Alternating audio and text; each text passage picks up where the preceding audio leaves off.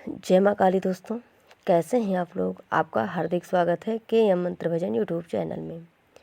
दोस्तों, सबसे पहले तो मैं आप सभी को अपने तहे से दिल से, पूरी फैमिली को, यूट्यूब फैमिली को दिल से थैंक यू बोलना चाहती हूँ कि आप सभी के सहयोग और प्यार से मेरा चैनल आज मोनेटाइज हो गया है और आगे भी ऐसे ही आप लोग सहयोग करते रहें।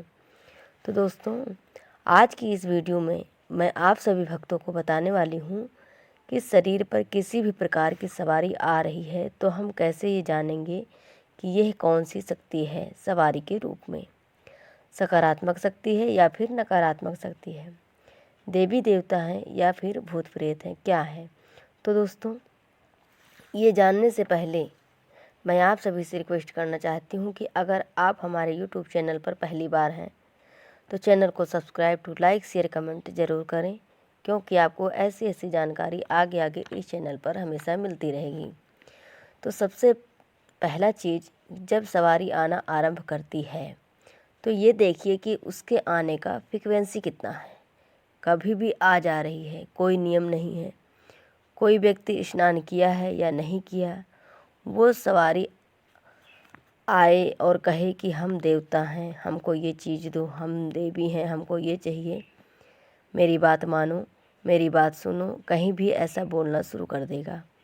तो इसका ध्यान रखना कि बहुत ऐसा होता है, अगर शुभ शक्ति भी आ रही है शरीर पर तो अविचारिक गतिविधि से कुछ बन जाए, किसी व्यक्ति के द्वारा कुछ कर दिया गया हो या कोई और कारण बन गया हो, और अगर अशुद्धि शरीर है तो उसमें वो शुभ शक्ति नहीं आई होगी।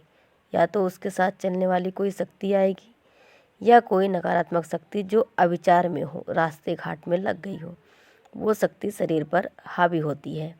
यानी कि अशुद्ध शरीर हो, चाहे वो स्त्री की हो या पुरुष की, उस पर कभी भी शुभ शक्ति नहीं आती, क्योंकि वैसी अवस्था में वो आए तो बहुत तकलीफ़ होती है, क्योंकि झेलने की जो पावर है उसको रोक पाने की क्षमता अपने अंदर नहीं होगी। हम जब शुद्ध पवित्र होते हैं,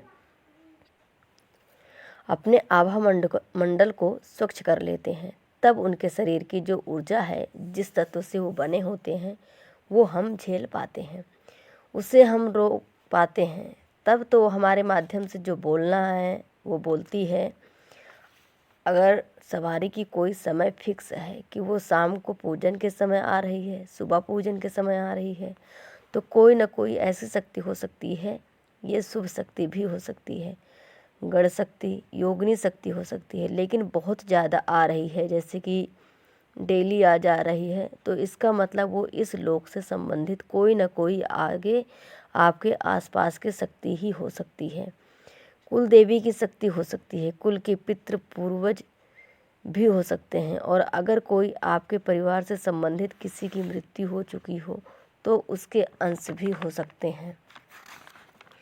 अगर वो पर्व काल में आ रही है, दुर्गा पूजा है तो दीपावली है, तो उसमें भी अगर खेलना शुरू कर दिया, होली है, माता के भजन सुन रहे हैं तो उसमें भी खेलना शुरू कर दिया, शुभ स्थान पर मंदिरों में जाकर एक समानता शरीर में आने की, शुभ स्थान पर मंदिरों में जाकर एक समानता शरीर में आने की उनकी क्षमता रहती है। सामान्य प्रकार से आ रहे हैं, जा रहे हैं, तो भी वो शुभ शक्ति में है। लेकिन कोई शक्ति आकर पूरा जो उथल पुथल पूरा तांडव मचाना शुरू कर दे तो समझ लो कि कोई गड़बड़, कोई झोल झाल ही है, ज़रूर है। ऐसा कोई अपने सीमा से बाहर जाकर के ज़्यादा दिखाने लगे तो इसमें दो कंडीशन हो जाती हैं।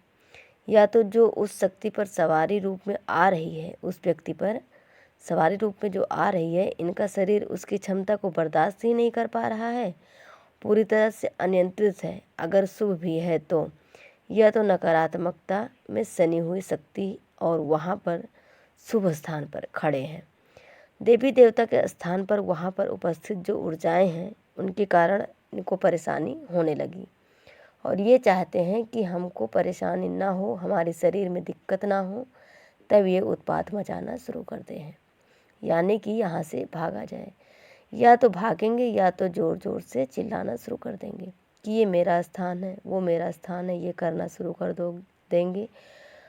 अगर कोई शक्ति फिक्स है कि पूर्णिमा अमावस्या को ही आ रही है, उसके बाद फिर वो नहीं आती जाती, वो कहीं ना कहीं एक बहुत ऐसी शुभ शक्ति होगी, किसी के गण की, किसी के रक्षक, किस स्थान के देवी देवता। वैसे शक्ति को अगर सही तरीके से जानकारी लेकर पूजा की जाए तो अच्छा होता है। कभी कभी कोई शक्ति आने से पहले रोने लगती है, कभी कभी कोई बहुत नाराज होती है, और कभी कोई शक्ति आती है तो आदमी डरने लगता है। इस प्रकार से चीज़ें अगर हो रही हैं तो इसमें आप पूरे तरीके से अनुमान कभी कभी नहीं लगा पाते, क्योंकि अगर आप अपने कुल की देवी की पूजा अगर छोड़ दिया हो, तो अगर उनको आपसे प्रेम है और वो आएंगी तो रोएंगी।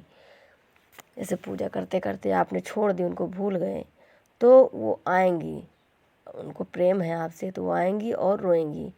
और अगर नाराज़ हो जाती हैं तो क्रोधित भी होती हैं, तो रोने से, नाराज़ होने या फिर चिल्लाने से सवारी का आप अनुमान नहीं लगा सकते।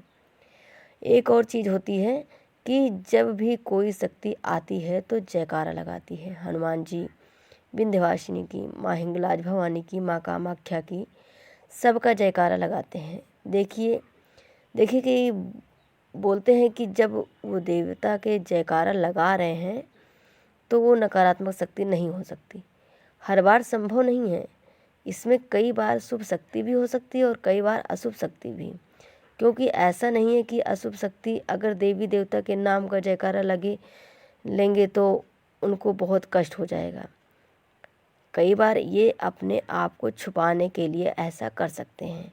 कई बार मान लो कि कोई जीवित अवस्था में माँ कामाख्या का भक्त रहा हो, साधना किया हो, तो वो जयकारा लगा सकता है माँ कामाख्या का, क्योंकि उनके तत्व उनकी आत्मा में मौजूद हैं। लेकिन अगर वो व्यक्ति साधना वगैरह नहीं किया रहता तो वो नाम नहीं लेगा, वो किसी का जयकारा नहीं लगाएगा। तो दोस्तों, आशा करती हूँ कि जानकारी आपको पसंद आई होगी। आगे फिर मिलते हैं एक नई वीडियो में नई जानकारी के साथ। जय माँ काली, जय माता दी।